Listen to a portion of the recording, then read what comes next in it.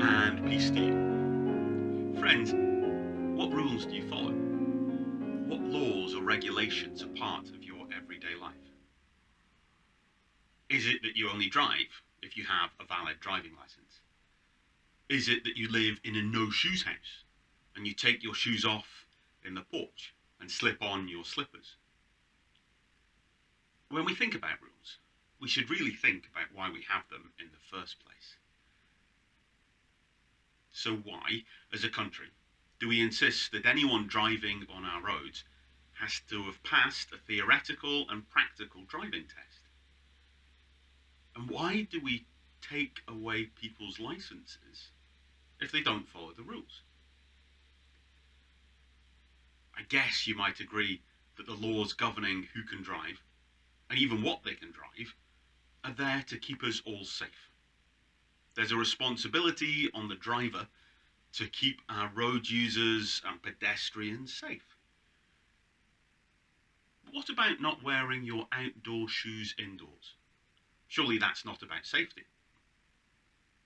Although not doing it might, of course, jeopardise your safety and earn you a clip round the ear hole. Outdoor shoes outside and indoor shoes inside. That rule that some have is about keeping the house free from mud and muck. It's about keeping carpets clean and dirt off the sofa.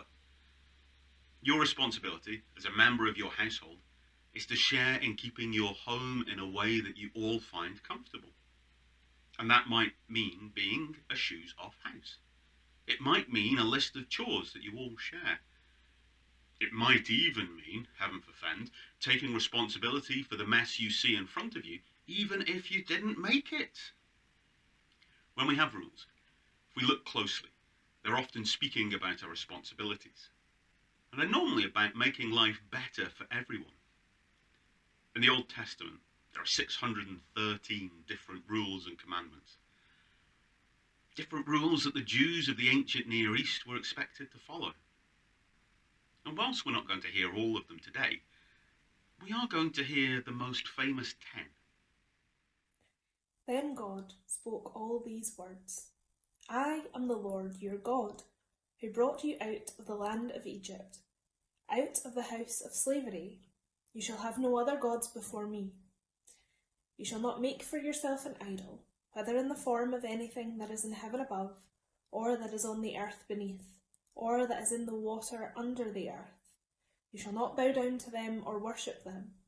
For I, the Lord your God, am a jealous God, punishing children for the iniquity of parents, to the third and the fourth generation of those who reject me, but showing steadfast love to the 1,000th generation of those who love me and keep my commandments.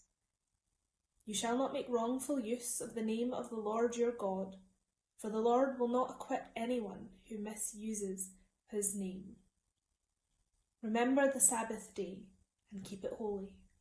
6 days you shall labour and do all your work, but the 7th day is a Sabbath to the Lord your God. You shall not do any work, you, your son or daughter, your male or female slave, your livestock, or the alien resident in your towns. For in 6 days the Lord made heaven and earth, the sea and all that is in them, but rested on the 7th day. Therefore the Lord blessed the Sabbath day and consecrated it. Honour your father and mother, so that your days may be long in the land that the Lord your God is giving you. You shall not murder. You shall not commit adultery. You shall not steal. You shall not bear false witness against your neighbour. You shall not covet your neighbour's house. You shall not covet your neighbour's wife, or male or female slave, or ox, or donkey, or anything that belongs to your neighbour. Thank you, Rhiannon. The 10 Commandments are a staple of church life. They're often written on the walls of buildings and used as a simple way of explaining what it means to look to God. They have even become synonymous, in some places, with rules that you must follow to be a good person. But is that the case? What if we were to understand them differently? The Ten Commandments have been used over the last 2 millennia by some to control and condemn others. They've been applied in ways that enforce the rules rather than as responsibilities shared in community for a better life for everyone. Maybe they are better thought of as some sort of mission statement, outlining a way to live in community while supporting each other. What if we thought about them like that today? What would change for you? What would change in the church? And maybe not just thinking about the Ten Commandments in that way, but about the mess you make at home or in the way that you drive. Rules do not just appear on their own. They are joined with responsibilities. Responsibilities that foster the way in which we engage with each other, and not prescriptions to hamper our fun. As we shift our thinking in this direction, we start to focus on the worth that each one of us imparts in our community, and how we all benefit if we are responsible members of that community. This is about how we are all richer because of the relationship we have with each other and with God when we all play our part. As we look forward into the teachings of Jesus in Matthew 22 and elsewhere, we see that he further refines this by focusing our mind even more.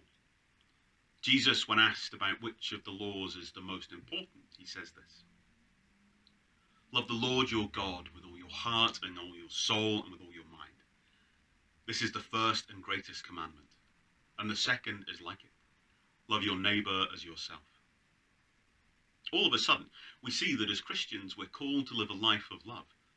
A love that comes with the responsibility of caring for our neighbor and loving God. And that's it. We see the rules and know they are full of wonderful examples that help guide us and are, of course, a solid foundation. As we hear the law in today's reading, we must remember that as Christians, we are a people of responsibilities towards our neighbor and not simply driven by rules that constrain us. As you think of this and follow the rules in your day-to-day life, remember, we do not follow the law out of fear, but we live in accordance with the law, building a community of love because we were loved first. So as you go into the week, look for the love in the rules that you follow. Look for your responsibilities in the rules you abide. Look for love and make it